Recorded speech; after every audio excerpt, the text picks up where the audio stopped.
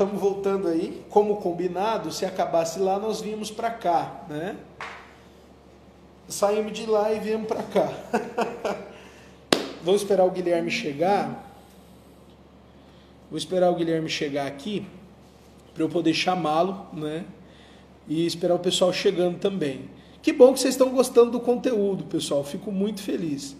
Deixa eu ver se ele já chegou aqui. Vamos esperar.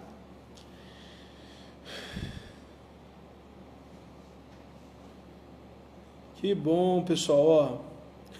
É verdade, Beline, é o poder do ócio. Exatamente, cara. Cadê, Guilherme? Estou esperando você chegar aqui, meu amigo. Que bom, Celito. Fico feliz, irmão. Pessoal, porque assim, às vezes a gente dá uma risadinha no meio da conversa para amenizar, mas é muito mais grave do que a gente pensa, não é? É muito mais pesado do que a gente imagina.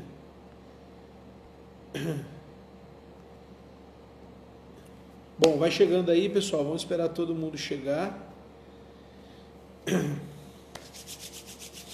Ó, se vocês quiserem, eu consigo falar mais 1 hora tranquilamente sobre o assunto, tá?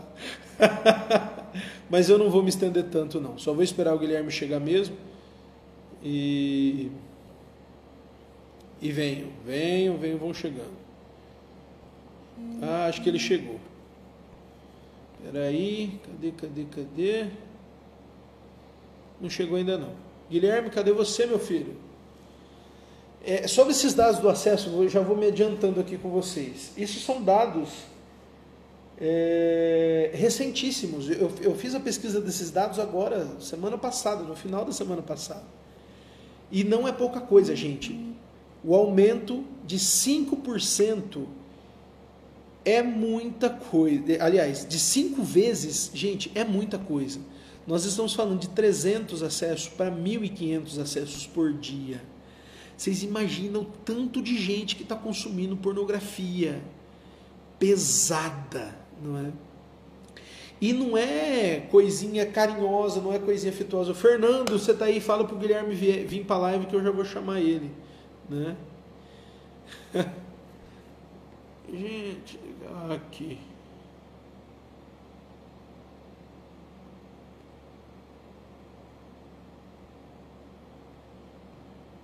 Cadê? Fernando, fala pro Guilherme que se ele não vier, eu vou continuar sozinho aqui, que o povo tá esperando aqui. Aqui, chegou. O Guilherme chegou.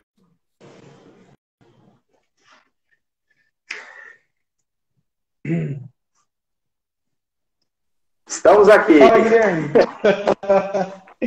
Bom, então, retomando o que eu estava dizendo a respeito dos dados, veja, nós não estamos falando de aumento de 10%, nós estamos falando de aumento de 20%, nós estamos falando de aumento de 5 vezes. Né? Nós estamos falando hoje, nas plataformas da internet, só no Xvideo, de 300 milhões de vídeos pornográficos à nossa inteira disposição, né? A um clique de um aparelho celular, entende? E é por isso que eu trato a pornografia e a masturbação de forma tão grave quanto qualquer outro tipo de vício. Porque, cara, é muito fácil você se viciar, é muito fácil você consumir, é muito fácil você alimentar o vício. Só que, tal qual os outros vícios, não é fácil de você se regenerar. Não é tão simples. Porque, veja, só para vocês terem uma ideia, quando você cria, né, um caminho novo no seu cérebro, né, como eu falei para vocês, a neuroplasticidade é aquela capacidade do cérebro de criar caminhos novos e filtros dentro da nossa cabeça. Então, você dentro da sua cabeça criou aquele filtro, né, aquele filtrinho de que você só sente prazer assistindo os outros fazerem sexo. Você não sente prazer fazendo sexo, você só sente prazer assistindo. Quando você cria esse filtro dentro do seu cérebro, você leva, no mínimo, 90 dias para poder amenizar esse filtro novo. Cara, são 3 meses para você amenizar. E dependendo do indivíduo, essa amenização pode levar até 9 meses, né, para a pessoa começar a normalizar. Entende? É verdade, ô Guilherme, tem alguma coisa aí no seu áudio que está chiando bastante. Está externando aí no seu vídeo. Alguma fala, não sei se é o eco do que eu estou falando. Melhorou pra caramba agora, tá bem melhor. Beleza, show. Então, o que acontece? Tem gente que leva de 3 a 9 meses para poder começar a normalizar isso tudo. E veja, nesse processo de normalização, é extremamente comum, por exemplo, as oscilações de humor. Porque, vocês lembram que eu falei para vocês com relação às bombas de dopamina que a gente recebe no cérebro? O que acontece? Depois de 90 dias, o seu cérebro vai começando a entender que você não vai ter mais aquelas bombas de dopamina dentro da sua cabeça. Né? Então, o que acontece? Mas até chegar lá, o seu cérebro vai estar dizendo para você: eu quero dopamina, eu quero dopamina, eu quero dopamina, eu preciso de dopamina. A minha cabeça só fica ligada quando eu estou com dopamina. Então, eu preciso disso. Né? O que acontece? Quando você não alimenta o seu cérebro com isso, aí vem a sua alteração de humor, você fica mal-humorado, você fica chato. Né? Quando você não corresponde à necessidade do seu cérebro de dopamina, você perde o foco. Né? Porque o que acontece? Você tinha aquela descarga absurda de dopamina, isso cai drasticamente, bum, de uma vez. É como se fosse a tua pressão, entende? O que acontece quando a pressão cai de uma vez? Você roda a tua cabeça. A mesma coisa acontece com o ciclo dopamina, não é? Quando cai de uma vez a dopamina, você perde o foco, você fica meio bobo, não é? Por quê? O seu cérebro acostumou-se a trabalhar com aquele excesso absurdo de dopamina, né? Chapado, como nós dizemos, de fato. O seu cérebro se acostumou a trabalhar chapado, né? E quando você não tem aquele hormônio alimentando, né, o seu vício, você vai ter alteração do humor, você vai ter alteração do sono, não é? Então, o processo de recuperação também vai passar pela alteração do sono. Por quê? O que regula o seu sono além da dopamina? A serotonina. Né? Então, acontece. A serotonina e a dopamina sempre caminham ali num nível equilibrado. Quando a dopamina começou a consumir toda a testosterona para sintetizar a serotonina ficou ali livre. Ela não tinha com quem se sintetizar. E ela que regulava o seu sono. Quando o nível de dopamina cai de uma vez, o nível de serotonina demora para se recuperar e equilibrar de novo. E essa demora no equilíbrio, a dopamina não consegue suprir sozinha a sua necessidade de sono. Então você vai ter alteração de sono. Às vezes você vai dormir demais, às vezes você vai dormir de menos. Você vai ter alteração, muita alteração alimentar, porque muita gente substitui a compulsão sexual pela compulsão alimentar. Tá? Muita gente mesmo. Né? E interessante isso, porque os padres da igreja já sabiam isso no século II, no século III. Né? Os santos da igreja católica já sabiam disso, que as questões alimentares estão muito ligadas às questões sexuais. Né? Tanto é que o pecado da luxúria e o pecado da gula estão ali do lado, um do outro. Né? Os padres da... São João Clímaco fala disso de forma muito, muito extensa. Né?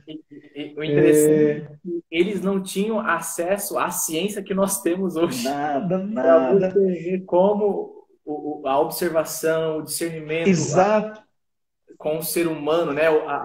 É só observar, coisa que hoje nós preguiçosos não fazemos.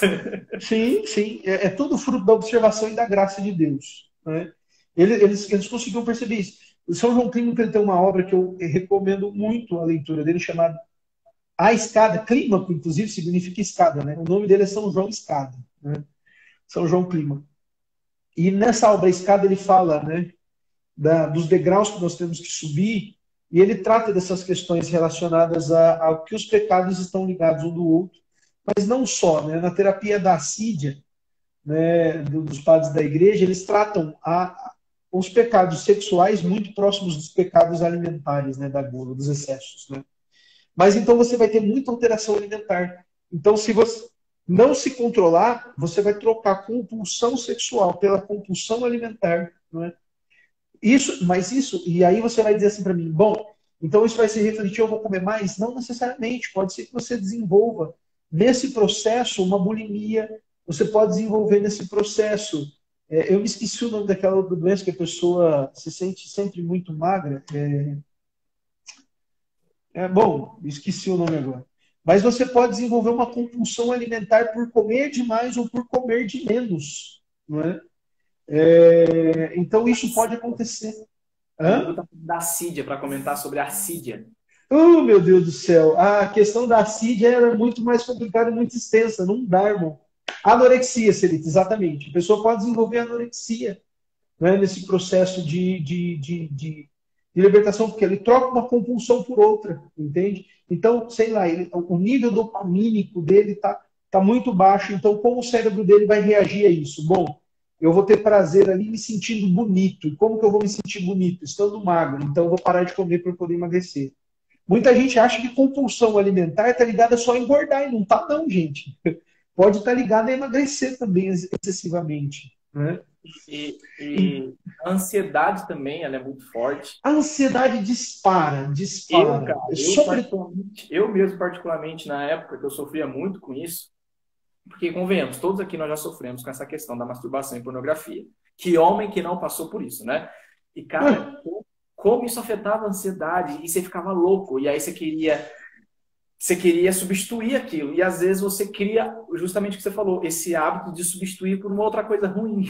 É complicado. Não, e isso entra também naquela questão que nós estávamos discutindo de tratar muitas vezes o sintoma e não tratar a doença, não é? Sabe uma A coisa que eu ansiedade. percebi? Sabe uma coisa que eu percebi? Sabe o que me fazia masturbar e eu não sabia que era isso? Quando eu me frustrava. Eu não sabia lidar com frustração. Sim, Acredita sim, nisso? Eu fui é o percebendo caso depois de um na maioria tempo. dos casos de masturbação. A ansiedade leva à masturbação e a masturbação leva à ansiedade. É um ciclo vicioso que se retroalimenta. Por quê? O que é a ansiedade no final das contas? É aquele estado permanente de alerta de que alguma coisa vai acontecer, né? Então eu preciso me acalmar alimentando, né, algum outro sentido. Então eu vou lá e como excessivamente, eu vou lá e brigo, eu vou lá e falo muito e vou equilibrando o nível de ansiedade. Mas a ansiedade, ela é um sintoma também, ela não é uma doença propriamente dita, né? Mas a questão da frustração, ela é o principal gatilho para a masturbação e para a pornografia. Você quer ver um outro caso muito comum de retroalimentação da masturbação e da pornografia? Quem consome muita pornografia vai ter aquela noção de que o prazer da mulher só acontece quando o cara é aquele cara que é o bonzão da cama, né? E uma frustração muito comum é com o tamanho do pênis, por exemplo, né? Que você assiste o filme pornográfico, você fala aquele cara, meu Deus, eu não tenho um negócio desse. E isso causa uma frustração dentro de você que vai te levar à masturbação, entende? E isso vai sendo alimentado de forma tão profunda dentro de você, essa frustração de não ter um órgão sexual como aquele cara do filme, isso vai te levando a um processo tão profundo de ansiedade que você acredita dentro da sua cabeça que você é incapaz de ter uma ereção perfeita e dar prazer para uma mulher. Né? Mas a minhas frustrações eram coisas do dia a dia.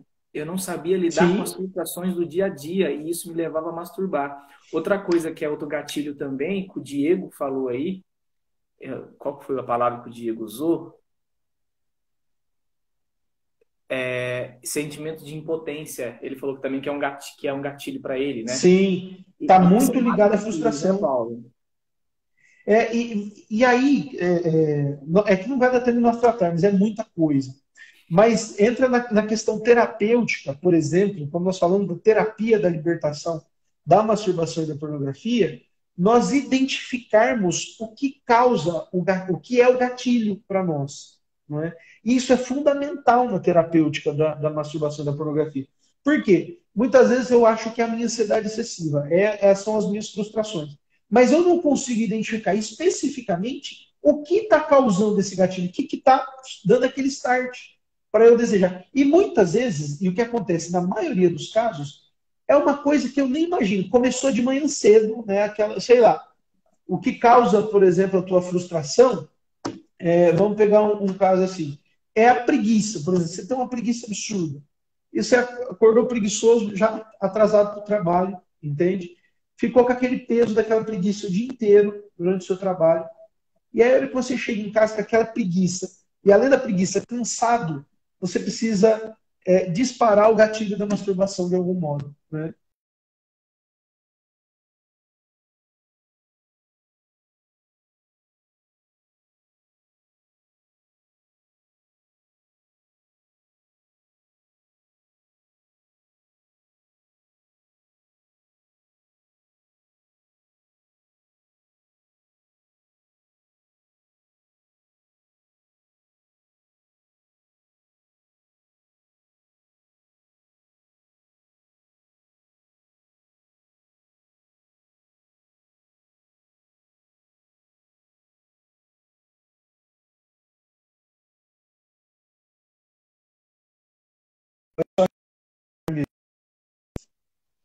Opa, Guilherme voltou.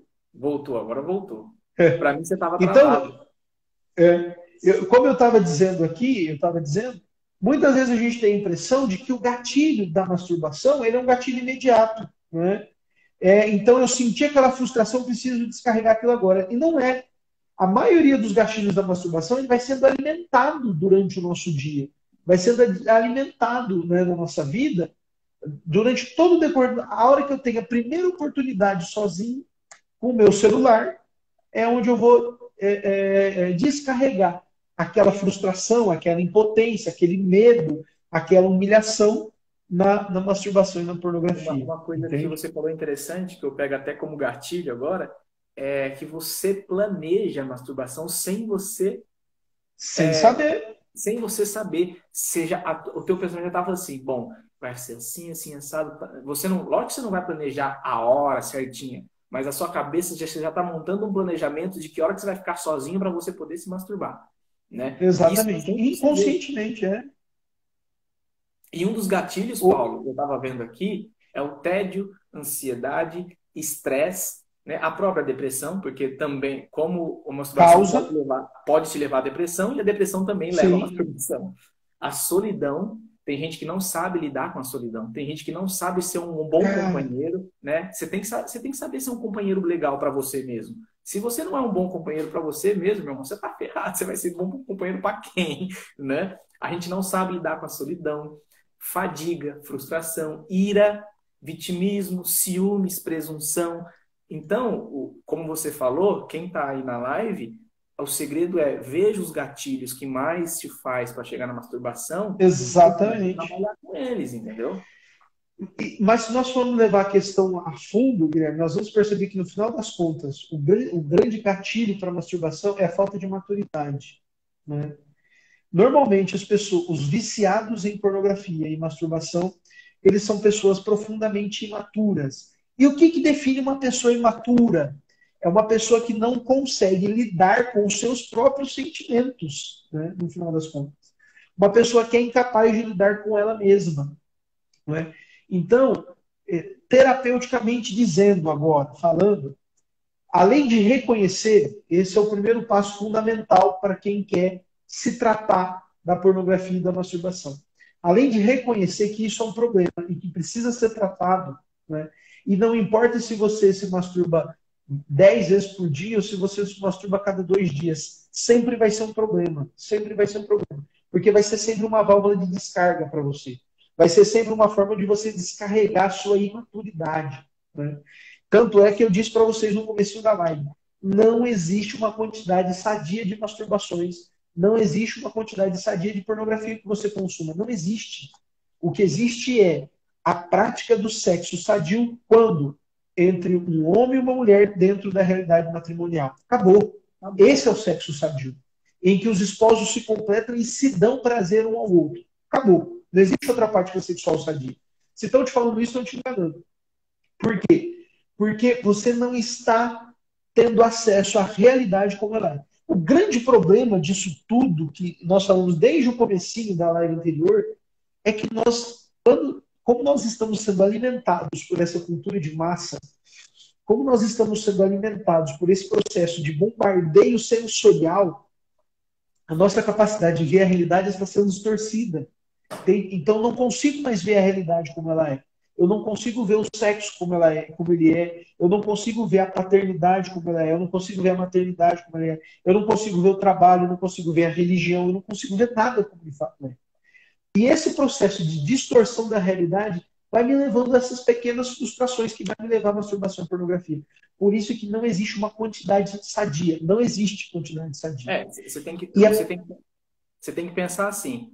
Toda vez que você for se masturbar, qualquer um desses gatilhos, é justamente aquilo que você falou. Você não tem maturidade para lidar. Você não está tendo maturidade para lidar com a sua frustração. Você não está tendo maturidade para lidar com o seu estresse.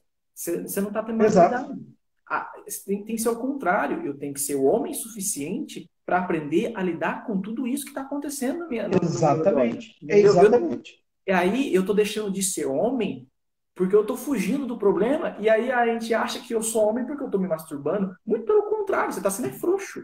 Frouxo, porque você está Sim, fugindo da luta, você está fugindo da responsabilidade, entendeu? exatamente, exatamente.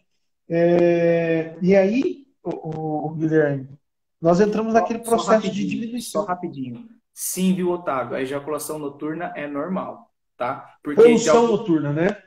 porque assim, quando você não se masturba, às vezes, não tem como, às vezes você se excita, ou você tem alguma coisa, e o cérebro automaticamente já manda produzir, né, esperma. E, de alguma forma, esse esperma tem que sair. E como que ele sai? Ejaculação noturna. Gente, nosso corpo é perfeito, né? É De poluição alguma forma noturna. vai sair. É. E assim, a poluição noturna ela é natural para quem não se masturba. Não só porque existe uma excitação durante o sono, mas porque o próprio organismo precisa eliminar aquela produção permanente de esperma. Né? Então, excitado ou não, o homem produz esperma. Ele não é como uma mulher que tem uma quantidade limitada de ovos para expelir. Né?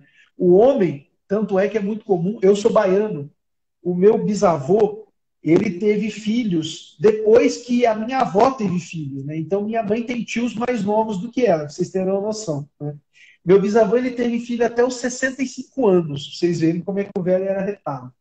Mas a questão é que o homem, ele produz esperma de forma normal, durante todo o dia o homem produz. E o organismo, embora exista dentro do organismo do homem, né? Dentro do próprio saco escrotal, vamos falar, dar nome aos bois, né? Dentro do próprio saco escrotal existem células responsáveis por, né, absorver a produção ali de esperma, né? Mas a longo prazo isso vai se acumulando, então é normal ter poluição noturna quem não se masturba, porque você não está descarregando, né, aquela produção normal de esperma. Então, isso é normal para quem não se masturba ter poluição noturna. Então, não se preocupe. Isso é um bom sinal. Pelo contrário, isso é um bom sinal. Sinal É um que você é sinal de que você está saudável. tendo que você é saudável. Mas eu estava dizendo a vocês, então, eu esqueci o que eu estava dizendo a vocês. Da questão da maturidade. Terapeuticamente, lembra? Terapeuticamente dizendo, né, do ponto de vista do tratamento, da terapia, a primeira coisa é reconhecer. Depois que eu reconheci que isso é um problema que precisa ser tratado, que está afetando a sua vida, que está afetando o seu trabalho, que está afetando a sua vida social. Porque, veja, a masturbação e a pornografia, ela te fecha em você mesmo. Ela causa um egoísmo absurdo, e que você, inclusive, não tem tempo nem para sair, né, com seus amigos, não tem tempo para aproveitar nada. Mas ela te torna um egoísta. Quando você assume um problema, é a primeira coisa que você tem que fazer, porque você está se dizendo doente que precisa de um tratamento. O primeiro passo, o segundo passo da terapêutica é descobrir o gatilho que está causando isso em você. Entende? Porque se você não sabe o que está causando em você essa descarga compulsiva pela masturbação, você só vai ficar tratando os sintomas. Você não vai conseguir tratar o problema propriamente dito. Então, terapeuticamente dizendo, você precisa descobrir o que é que dentro da sua cabeça imatura está sendo difícil de ser processado. O que a sua inteligência, a sua razão não consegue processar, né? E que te causa essa necessidade de ter uma válvula de escape, entende? É mais ou menos como o irado que não pode sofrer uma humilhação e precisa bater em alguém. O viciado em masturbação e pornografia, ele tem alguma coisa que vai sendo alimentada na cabeça dele para que ele use a masturbação como válvula de escape. Né? E a pornografia. Então, se você não descobre aquele que está sendo start para o seu problema, não adianta a gente falar assim, reza mais, irmão. Não adianta a gente falar assim, fique mais atento às situações. Isso não resolve. Você precisa tratar a raiz do teu problema. Porque senão você não vai conseguir tratar a compulsão, que é a origem. A oração vai te ajudar? Vai te ajudar. Óbvio que vai te ajudar. O auxílio da graça, é só pela graça que nós conseguimos a salvação. A vigilância constante vai te ajudar? Vai te ajudar. Mas se você não souber aquilo que está sendo aquela pedra de tropeço, né? Aquela quina do sofá que você chuta, para que dispare dentro de você esse desejo absurdo, né? De explosão, você não vai conseguir se tratar, você vai só trocar uma compulsão por outra. Então, a segunda coisa é descobrir o que causa isso dentro de você. Porque senão você fica no tratamento eterno, né? Você sempre fica tratando e nunca Exato, resolve. você vai ser um eterno adicto, né? E foi aquela conversa que a gente teve à tarde, né, outro dia, que a gente falou assim: quando eu conheço o meu inimigo, quando eu conheço aquilo que causa problemas, é quando eu consigo lutar melhor, né? Porque Exatamente. se eu luto cegamente, irmão, eu não saio do lugar. Eu preciso enxergar as coisas que estão acontecendo, porque aí sim eu consigo lutar, né? Exatamente. Vocês estão conseguindo me ouvir? Bem, porque o meu fone ele desligou aqui. Então veja. Então eu preciso descobrir, porque o que acontece? Eu preciso entrar no campo de batalha do inimigo, não é? Enquanto eu não diagnostico qual que é o gatilho, o inimigo que está me atacando. Então eu estou sujeito aos ataques dele. Quando eu descubro qual que é a válvula de início, eu consigo entrar dentro do campo do inimigo e atacá-lo lá, antes dele agir sobre mim. Então vamos supor que a válvula de escape, a frustração que você tem, que te faz se masturbar compulsivamente, é, sei lá, um colega de trabalho que todo dia te humilha no trabalho, né? Aquele colega chato que todo dia tira um sarro da tua cara na frente de todo mundo, né? Que te causa uma humilhação. A simples imagem dele no trabalho já te deixa irado, nervoso. Você precisa descarregar em alguma coisa. Então, como que você vai tratar isso? Você vai procurar tratar esse seu problema com o seu amigo lá no trabalho que te causa humilhação. Vai Você não lá vai. e dá um soco na cara. Brincadeira, tô brincando. Não, o soco às vezes é válido. Porque aí Não, você não descarrega em outro lugar. mas a questão é que o problema não é o seu amigo, mas a sua Sim. incapacidade de compreender aquele sentimento de humilhação. Não de aceitar, não de revidar, mas de aceitar aquilo. Ou de tratar aquela sua inferioridade. Porque, Ou às de vezes, lá a brincadeira que dialogar o cara com fez ele, contigo não conversar foi com nem ele. humilhante assim. Viu? Conversar com ele, dialogar com ele. Exatamente. E a questão é que, às vezes, a brincadeira que ele fez não é nem tão humilhante assim. Mas, às vezes, é um complexo de inferioridade que você tem dentro de você que faz com que aquela brincadeira seja humilhante para você. Entende? Então, é você tratar essa sua impotência, essa sua limitação, essa sua imaturidade. E assim, quando nós tratamos os gatilhos, né, nós vamos encontrando meios para que os níveis dopamínicos e de serotonina dentro do nosso cérebro vão se equilibrando novamente. E uma vez equilibrados, nós conseguimos voltar à normalidade da nossa vida. Entende? Voltar à normalidade. Só que, gente, eu acho que é bom a gente já caminhar para o final, Guilherme. Já estamos a 1h30. Né? Vamos E pro eu estou final. ficando fanho já. Vamos pro final. O que acontece? E agora é uma questão bastante delicada, porque o grande problema da terapêutica, das pessoas que não têm fé, ou de que não têm consciência da crise pela qual nós estamos passando, é que elas têm a impressão de que depois de tratado os gatilhos, depois de 90 dias em que os níveis o nosso cérebro, a neuroplasticidade já voltou ao normal dentro da nossa cabeça, tudo vai ficar normal. Não vai. Não vai. Por que que não vai? Porque nós vamos continuar sendo bombardeados pelos dados da sensibilidade. Você vai continuar vendo o outdoor da mulher seminua. Você vai continuar, sei lá, assistindo um filme no cinema, vendo uma cena de sexo que pode se tornar um gatilho para você. Uma série de coisas do mundo exterior vão alimentar em você esse processo que eu disse para vocês que se chama o estado permanente de cio, né? Isso vai estar alimentado na nossa cabeça. Mas quando eu tenho consciência desse estado, aí nós entramos dentro do campo, não é, da fé. Dentro do campo da fé, que eu acho que é muito importante nós falarmos aqui. Porque nós não estamos tratando e se nós estamos ainda sujeitos a esses dados exteriores da realidade, da mulher seminua, da cena de sexo no cinema e tudo mais, nós não estamos tratando a mulher com a dignidade própria de uma filha de Deus. E aí o campo da terapêutica sai da realidade estritamente psicológica e fisiológica e entra na realidade espiritual.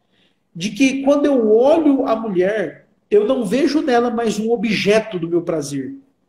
Eu vejo nela uma criatura de Deus, uma filha de Deus. Entendem?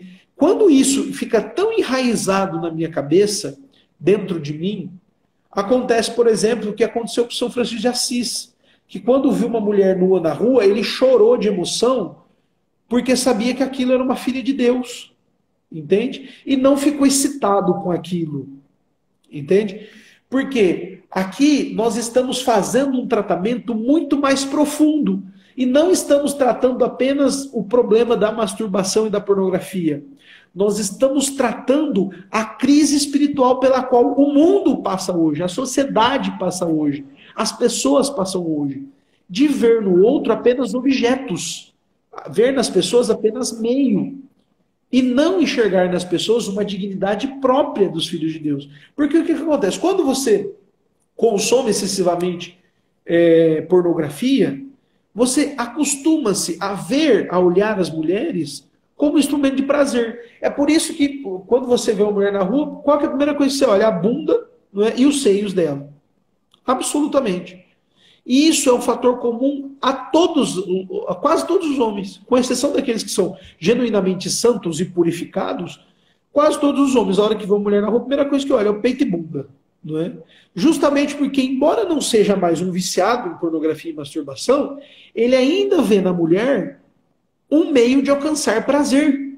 Ele olha para sua esposa como um meio de alcançar prazer. Ele olha para o outdoor, para a mulher seminua, um meio de alcançar prazer. E não vê a mulher, ou quem quer que seja, ou a mulher vendo o homem, como um filho de Deus, uma filha de Deus, como alguém que é dotado de uma dignidade intrínseca a ela mesma, que precisa ser valorizado. É uma vida. Então, Paulo, até para a gente finalizar, um exercício que eu fiz muito, né, nesse meu tempo de conversão que eu tive, foi a parte da oração, né? Eu orei, oral, são, de tomar uma atitude, de tomar uma ação. Eu lembro que, por exemplo, quando eu chegava numa missa, não sei se você já aconteceu isso com você também, se eu sentasse atrás, eu só via peito e bunda, peito e bunda. Era só isso que eu via, né? E aí, nas minhas orações, eu comecei a pedir para Deus, Senhor, que o Senhor me ensine a olhar as tuas filhas como o Senhor as olha, com amor e respeito. Exatamente. Beleza, fiz minha oração. Qual foi a minha atitude? Eu tive que mudar minha atitude. Sentei no primeiro banco da missa, todos os dias. Por quê? Porque aí eu tive que começar a educar o meu olhar, né?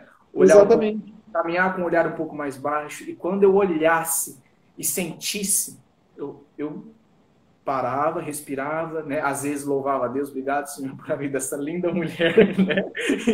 E seguir o teu caminho. Mas é uma tarefa muito difícil. E até hoje eu vigio, porque se a gente não vigiar, cara, a gente cai de novo, né? Sim. Então é preciso vigiar. Então é muito importante, depois desse processo terapêutico que você falou, justamente exercitar esse olhar, exercitar esse enxergar o outro como pessoa, como gente, e não como Exatamente. Não como um pedaço de carne. né? Vamos encerrar, Paulo, porque tá tarde, né? Cara, vamos, porque caramba, eu tô assim impressionado, porque era para ser 50 minutos, né? Sim. E aí, gente, o seguinte, o Paulo vai soltar no perfil dele caixas de pergunta. Quem tiver dúvida, pergunta lá. Vou pedir um favor encarecidamente para vocês também. As duas lives, eu vou juntar elas, tornar uma só, e vou subir no meu canal do YouTube. Então, por favor, segue lá o canal, se inscreve no canal e compartilhe essa live. Compartilhe esse link do YouTube que eu vou disponibilizar para vocês, porque é a nossa forma de evangelizar, né, Paulo? É a única forma que a gente acha de evangelizar. E que vocês possam nos ajudar nessa evangelização, compartilhando essa live. Então, essa live ela vai para o YouTube, essas duas vai virar uma só. Eu vou subir para o YouTube e eu peço encarecidamente que vocês compartilhem. Outra coisa, segue o perfil do Paulo, quem está no meu perfil. Quem veio do meu perfil, segue o perfil do Paulo. O cara é inteligentíssimo. É um cara que ama Deus e busca muito a Deus. E aí, quem está no perfil do Paulo, se quiser também, eu convido a seguir o meu perfil, que lá também a gente trata bastante sobre relacionamento, sobre Deus, sobre bastante coisas, né? Então, é muito interessante, eu acho que um perfil complementa muito o outro aqui, né, Paulo? Eu só gostaria de fazer aqui um adendo. O Hugo Bellini, Hugo, obrigado pelas suas contribuições.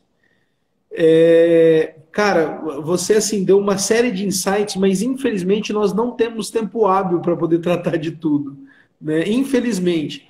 Mas eu vou ver se eu consigo programar uma live aqui para a gente tratar dessa questão especificamente para os religiosos ou para aqueles que vivem uma vida casta, tá bom? Eu vou programar alguma coisa aqui para a gente poder. Então sigam aí o perfil que nós vamos aí compartilhando experiências e esclarecendo dúvidas, porque eu tenho certeza, quando eu comecei a estudar o tema, assim, borbulhava na minha cabeça uma série de coisas, uma série de dúvidas e questões, eu tenho certeza na cabeça de vocês também, né? Então,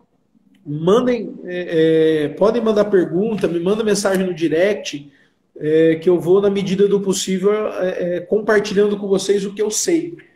Não é tudo, eu não esgoto o tema, porque eu não sou psiquiatra, eu não sou neurocientista. Eu só sou alguém que se interessou muito pelo tema e leu muito o tema, né? Estudou bastante o tema. E que quer compartilhar com vocês um pouco dessa minha experiência, desse conhecimento que eu tenho, né?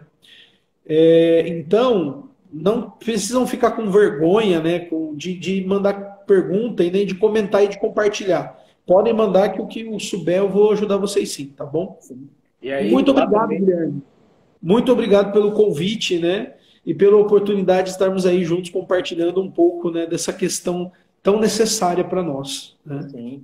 E eu também vou deixar uma caixa de pergunta lá. O que eu souber, ajudo. O que eu não souber, o Paulo já me ajuda também a responder. Mas, cara, eu também me apaixonei pelo assunto quando eu comecei a estudar junto com você sobre isso. Muito obrigado, porque foi por causa de você que eu na verdade, eu quis fazer essa live. Eu falei, preciso achar alguém que entenda. E quando eu te chamei, você foi falando, Gui, busca isso. E aí eu também fui começar a buscar, estudar. Cara, como isso é apaixonante, de verdade. Isso é muito legal mesmo. Né? Você entender o homem. Porque Paulo, eu gosto muito de trabalhar assim. Eu gosto de trabalhar a fé e a razão. Sim, eu preciso entender aquilo. Eu preciso entender aquilo para poder resolver. Não é só sim e não. É pecado e não é. Não, eu preciso fazer que as pessoas entendam. Eu também preciso entender disso. Isso é muito legal. Trabalhar a fé e a razão. Exatamente. Então, beleza, muito obrigado a todos que nos assistiram, obrigado pela paciência, né? De ficar 1h30 escutando a gente falar sobre isso. Eu gostaria de encerrar nós rezássemos, né? Pedindo a Deus que nos abençoe e nos conceda que tudo isso que foi dito possa ser semeado no nosso coração, tá bom? Sim. Então, peçamos a Deus que nos conceda a graça de que essas sementes que foram plantadas em nossa alma frutifique, germine e frutifique em nós e gere em nós frutos de santidade e de salvação. Porque tudo que nós fazemos é para a honra do nome de nosso Senhor Jesus Cristo, para a salvação das almas e por amor à igreja. Então que nós possamos, juntos nutrir esse desejo da eternidade. Em nome do Pai, do Filho e do Espírito Santo. Amém. Deus abençoe vocês. Tchau, tchau. Tchau, tchau.